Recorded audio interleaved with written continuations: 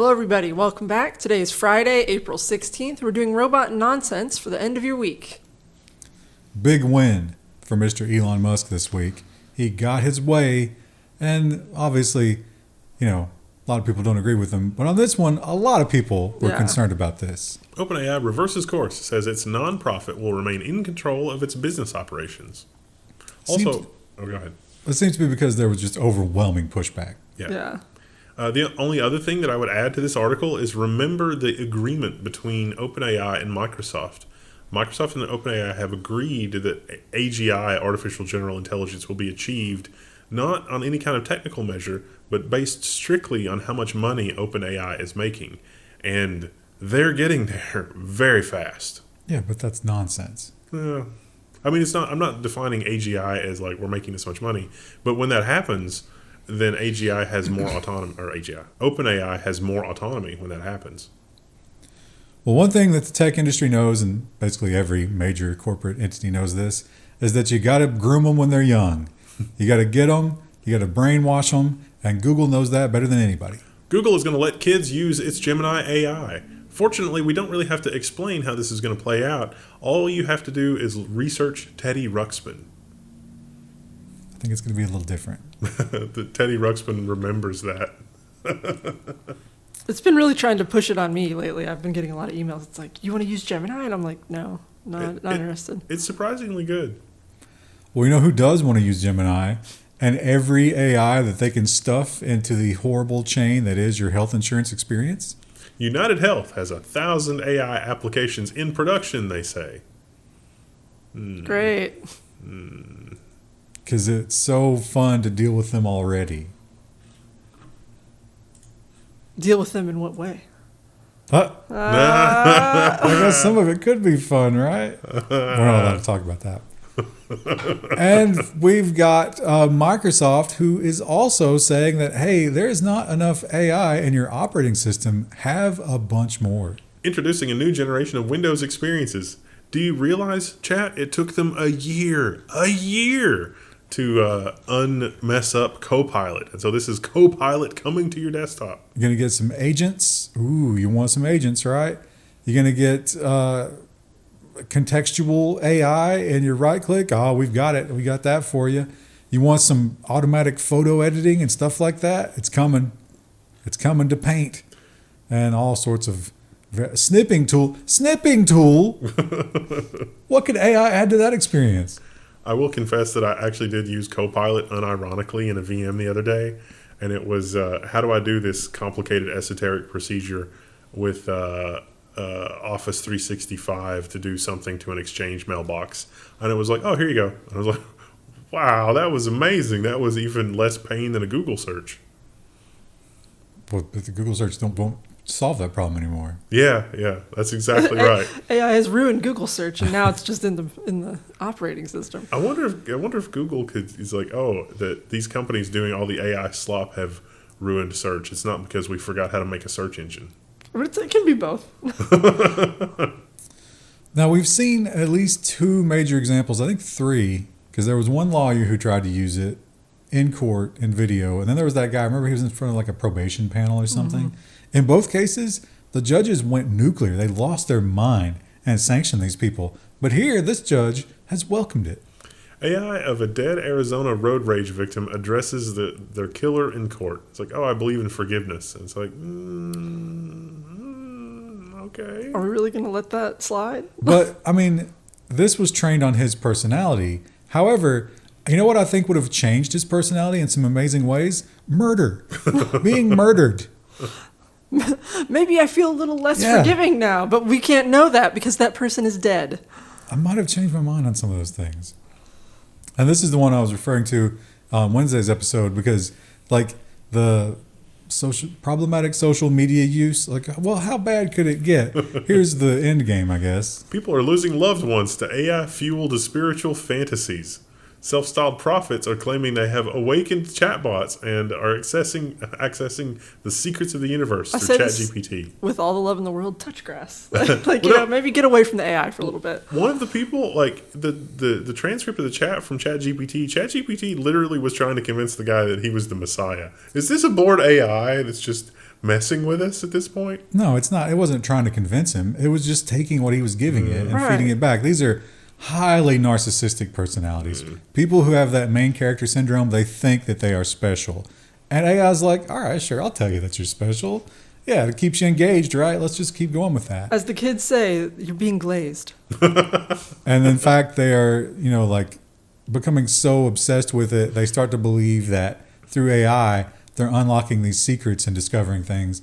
And then some people, maybe because they believe it, or maybe just because they know they can take advantage of it, are creating like cults. They're using LLMs to create cults. Well, the only cult that deserves glazing is the Level 1 Tech's Patreon and or float plane. Or store.level1text.com. Ah! Thank you for all of your stuff that you do for us. We appreciate it. Now, I've heard of reading the tea leaves, but some people don't like tea. So apparently they just co-opted it for coffee as well. And I guess this Greek coffee, it's like sludgy and it's like thick and nasty. Picture is not nice. So you can read that as well. Greek woman files for divorce after ChatGPT reads, quote unquote, her husband's affair in a coffee cup. So apparently she had it read both her and her husband's coffee cup, and it came up with a similar story, and she believed it. And her husband was like, "What are you talking about? This is insane." I think it was just looking at like Reddit data where it's always like, they're cheating on you, and it's like, yep. He also talked about how the last time this happened, it was apparently she went to see a medium, or the article talked about and it took him a year to convince her that it was just nonsense. Why would you try? Yeah, I say at some point that's commitment. Is it worth? Now the best end of that story is that he's cheating. Yeah, that'd be so good. Two weird toxic people have met. But you won't be finding any toxic people in Hyundai plants pretty soon because there won't be any. Hyundai unleashes Atlas robots in Georgia plant as part of its $21 billion U.S. push for automation. 300,000 annually. Vehicles, not robots, but that's impressive that the robots are going to be doing that. Apparently also welding. Some of these models of robots are going to be used for welding, but that was a different context. That was a different Hyundai customer. And if you like robotaxis, good news, because there's going to be Waymo of them. Waymo plans to double robotaxi production at Arizona plant by the end of 2026. This article references it, but it doesn't actually do a good job explaining it. There was a traffic safety study that showed that Waymo actually is dramatically safer than other types of vehicles on the road. Yeah, but that was funded by Waymo. Yeah. I think, right? Yeah, they had it was a good report, though. It's that picture of Obama giving himself a medal. Yeah, I left that out on purpose because I think they might have goal-seeked that. Yeah. And if you are in Australia, you're going to get a little bit more power thanks to these fellas. Meet the robot replacing 4 workers at a time on solar projects. Basically, this robot can load the solar panels onto a track and place them and connect them together and do that part of the labor, which is awesome because now 4 people don't have to risk heat stroke and other things. Now 4 people don't have jobs. That's great. Hey, automation is not necessarily terrible. Well, it can be terrible, and it can also be, when they tell you that it's not going to be replacement for people, that could be 100% a lie. Amazon says its new warehouse robot can feel items, but it won't replace workers. And they had some interviews from some workers that were working alongside it, and they said, oh yeah, that robot just picks from the really high shelves, and implied that it also picked from the really low shelves, so that they could focus on picking from the core shelves. And it's like, In other words, this is beta testing. Yeah, and then when the beta test is over, those workers are going to be gone. But this doesn't use cameras. It actually uses feedback from the gripper to decide whether or not it's crushing something, which is the new thing there. Apparently that it only works for 75% of the items in the warehouse as well. Yeah, but this is 75% of the items in year 1. Yeah. Probably be 85 next year, and then 100%. I'm okay with robots replacing this kind of labor. Yeah, because that's not your job. Well, no, I think I would be okay even if it was my job, because it's like maybe I can find something else to do. That's something that pays as well as that, like with minimal training, like. And the self-driving cars are out there, and they're doing okay, and they're expanding, but they do still have problems. Amazon's Zoox robotaxi unit issues software recall after recent Las Vegas crash. It was a minor crash, but they're going to get a lot of bad attention no matter what kind of crash it is. They got to do something. Also, the thing that always surprises me about these minor crashes is that in retrospect, it's obvious. It's like, oh yeah, the software should have had. This is an edge case. You know about software edge cases, but you look at it, it's like there should have been something in there to handle that edge case. A human? Well, maybe. And if you're going to do a Disney vacation, why? Because you should be saving your money. But good news, you can meet the man who started it all. The Yahoo Entertainment headline is, "It keeps Walt alive in the medium he pioneered." And I thought that meant that, finally they admit Walt Disney's been kept alive in cryogenics. And they mean, no, we built a Walt Disney robot that is highly realistic. Now they claim we didn't set out to make a robot that looks like Walt Disney. We set out to make a robot that is Walt Disney. Although it's going to be old man Walt Disney. He died in 1966, and this is 1963 Walt Disney. Does that include all the weird bigotry and stuff like that? He should have cigarettes, right? Yeah, he should be chain smoking. Yeah. Talking about the good old days. Wasn't this one of the one of the Fallout stories? The one, was it Fallout 4? The one that was around Boston and MIT. It's like, oh yeah, we uploaded your consciousness into a robot. It's like, oh, thanks, Nick Valentine. His granddaughter released a press release and said, "This is awful and I hate it and you're destroying his memory and you should not do that." But they're going to. They're going to. I mean, if they have really high-resolution brain scans of Walt Disney, Disney probably could afford to start trying to model the brain in the computer, like they did with the fruit fly. We literally did that with a fruit fly, and it came out just like you'd expect. It comes out and it's just a rotating potato in a microwave, and it's like, oh no, our whole company was built on this. Now, if you're one of our service members on the Harry S. Truman aircraft carrier, it's been a tough week for you. You've probably seen a lot of headlines that were questioning your abilities. You felt pretty bad. Well, bad news. It's only going to get worse. The CNN headline is, a second U.S. Navy jet lost at sea from the Truman aircraft carrier. It is, in fact, the third one that we have lost. What do those cost? Like $60 million each. So, yeah. We're at $120 million in less than 2 weeks. 180 total. If you're the person who's in charge of the people who are supposed to be securing that, how many calls are you getting? Again, this must be some sort of counterintelligence operation. It's like, if you have succeeded in your infiltration job, overboard 3 jets to let us know. It's just like, okay, sounds good. Now, the previous one we heard that they were making a hard bank to avoid Houthi fire. This time they didn't give us any explanation. We just lost it. Oops. Talk about sometimes you get an email and your whole, stomach drops out. Yeah. You see that jet going down and it's like, oh. But the second one? Yeah. You think it was the same deck crew? Oh, that would be terrible. I'm going to have to fill out a lot of paperwork about this. Yeah, unemployment. And moving into the nonsense section, obviously, here is one that, honestly, in these situations, I think we should just let nature play out. What possible thing could we get from saving this man? Tourist bitten by crocodile while taking a selfie at a zoo because he thought the animal was fake. How close did he get? Right next to it. He was taking a selfie, I think. Was this the one that needed 50 stitches? Yeah, he did the death roll. Yeah. Ooh. They got him and death rolled. Now, here's the thing that I really disagree with. One of the zookeepers came and smashed the croc in the head to make it let go. That's not right. That's croc just doing what crocs do. There's a safety latch that you have to press to get it to let go. You put your finger up its butt, right? And a similar story, but did not involve an innocent animal, at least. American tourist climbs over the fence at the Colosseum and impales himself on a spike. Not a proud day to be an American. He bled until unconsciousness. He's living in Taiwan, apparently. 47-year-old. They have not released the identity. He was in the hospital. He had to have a lot of blood, apparently, and he had not regained the ability to speak yet. That's for the best.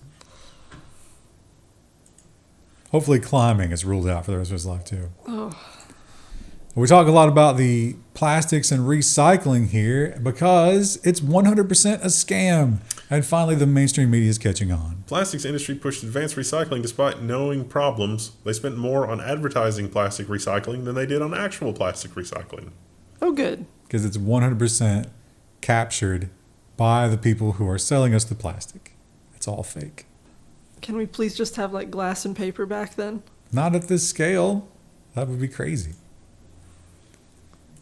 And Chris, I know you have an irrational fear of raptors. I do. How does it make It's you very feel? rational. At least one of them is out there, unaccounted for. 2 of our dinosaurs are missing, according to the head ranger. Scary. Could be out there in the parking lot waiting to get me.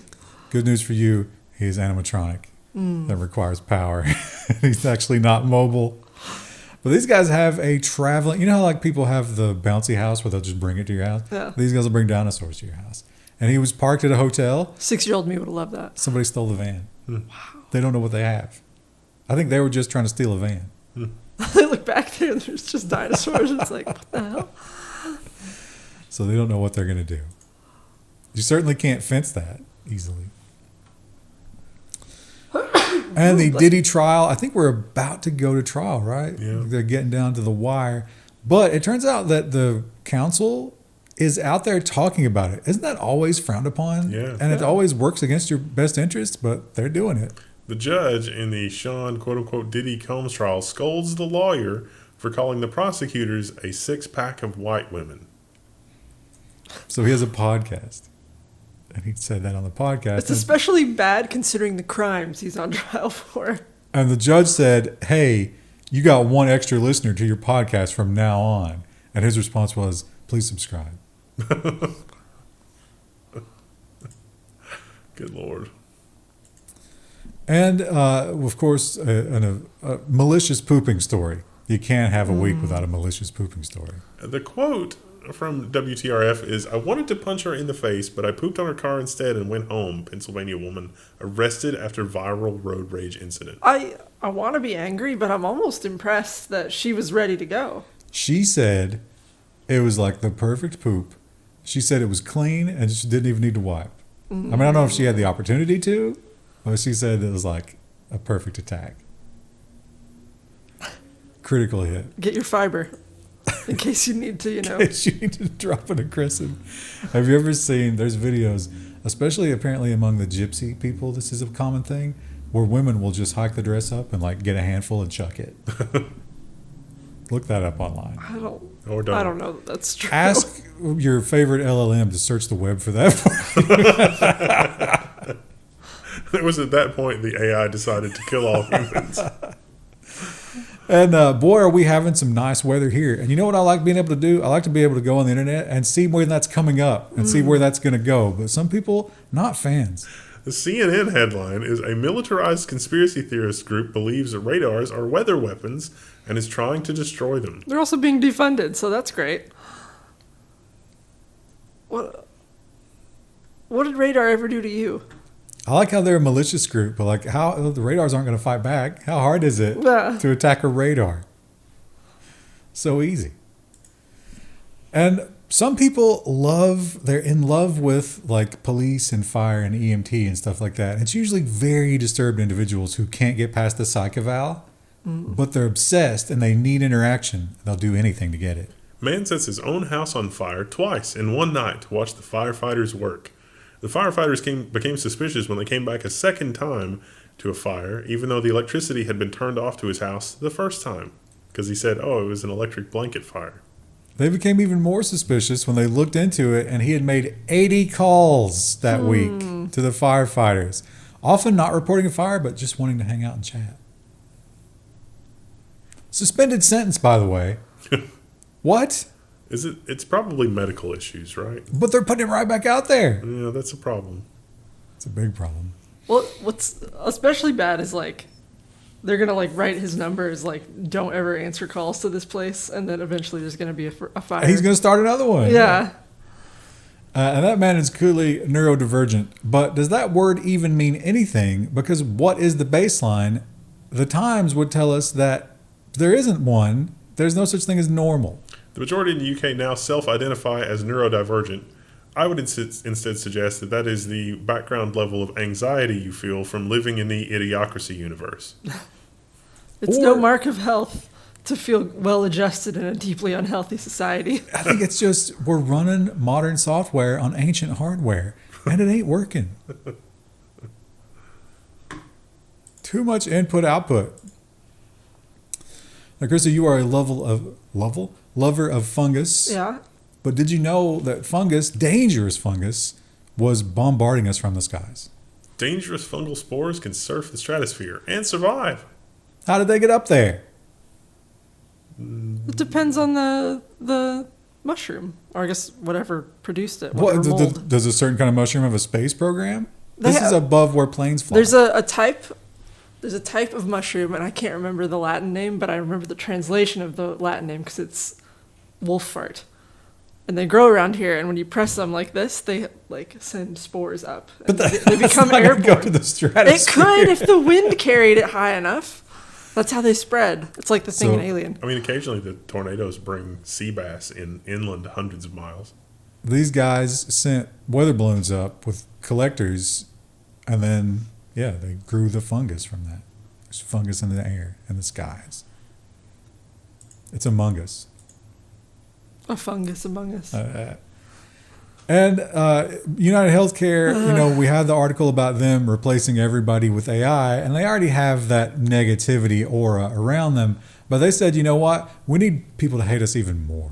UnitedHealthcare sued by shareholders over the reaction to the CEO's killing/death. And I don't believe this is real. Like, UnitedHealthcare shareholders are upset that the UnitedHealthcare took action to make their company pay out more scenarios that they're responsible for. There's a quote in here, something, I can't remember the exact wording. It does feel very inflammatory, and it's like... It was basically saying, because of your response to this and how you fumbled it, you made it more obvious to people how bad you are. Anti-consumer practices was like, that's the literal words they used. Which in the suit. What they're trying to say is, by you not being able to do more anti-consumer practices, you're hurting our share values. Yeah. So you should have hidden more to make people not angry about that. That doesn't. It seems like you would use this lawsuit to bring to the front behavior that is responsible for the death of people. Like, if you, through some sort of bureaucratic mechanism, you create a thing to reject, 1 out of 5 or 4 out of 5 scenarios where you should be paying as an insurance company, then that seems like manslaughter type charges would be appropriate. It would certainly be an excellent argument that healthcare companies shouldn't be publicly traded. Yeah. Yeah. But everything is a marketplace, and everybody is always trying to find a new way to game it. Ghost students are creating an agonizing problem for California colleges. Ghost students being that they are not real. They really just want the student loan money, but then the student loan money goes to people that don't exist. And so good luck collecting that ever again. And they've gotten good enough, thanks to the beauty of AI, that they can actually survive the course and turn in assignments long enough to get past that drop point, which guarantees that they get the money. On the other hand, really drags down that bell curve. Good for the students, right? I think that bell curve was being dragged down by something else, and that's part of the Microplastics? that's the part Misery? That level of dysfunction is how we got here in part. Well, this also might have something to do with that. The fact that we're feeding ourselves literal poison, but it sure is delicious. However, you might not be getting what you see on the picture. Burger King ordered to face its lawsuit for allegedly lying about its Whopper. So I was like, finally somebody noticed the shrinkflation in fast food. But this is actually from 2019. This has been in the courts a while. They were shrinking it for decades. Yeah. Probably worse now. It's only 19 people, though. I don't think it's going to do it. Where are they going to get a Whopper from 1982? It's like, look at the size difference between a Whopper from 1982 and from last week. We'll have to have AI reconstruct a Whopper from 1982. And this guy, I don't know if this guy was doing this for commercial reasons or if he just wants to be a bro, or maybe he lost somebody to a snake bite, but he has really taken one for the team here. Actually, way more than one for the team. Hundreds for the team. Snake antivenom developed using blood from man who injected himself with snake poison for 18 years. Apparently, your body is very smart, and so he's been doing this slowly over time, and his body has learned how to respond to all these different snake poisons. And from his antibodies, we can now synthesize new antibodies that act as an anti-venom for other people. Meanwhile, at the reptile zoo here in Kentucky, they actually had the guy who runs it actually got bit this week while he was milking a snake. Yeah. And had to be transported. They say this is much safer. What do you think he's getting paid for per vial? I would have bet this guy was from Florida. He's not either. I mean, you shouldn't crap on that guy. He's a good dude. Yeah, oh yeah, but like if you were to ask what state would produce someone who voluntarily gets bit by snakes, you'd be like, "Oh, that's Florida man." Imagine if we had known this back then, and if we could have kept him going until now. What could we have gotten from Steve Irwin? There'd be a panacea in that man's blood. And another thing that's going into the blood, not of people, but of pigs, is more gene editing. The FDA just approved CRISPR-edited pigs for the dinner table. These are highly resistant to one of the viruses that's affecting the pig population worldwide. So they're more hardy and more resistant to those viruses. What's another respiratory virus? Every animal now has a respiratory virus. Probably because they're being kept in tiny little closed conditions. Yeah, I think it does exacerbate the factory farming. Really makes it a big problem. Of course, that could just be spreading it as well. But these pigs are not going to have that. They say it's not going to affect the meat in any way. Who knows? Now here's a feel-good story about a rambunctious little turtle. Tortoise missing for months, found a mile from home. This isn't the first time he escaped, but apparently he hibernated for winter and survived. They were worried he wasn't going to survive for winter, but he survived and he made it home.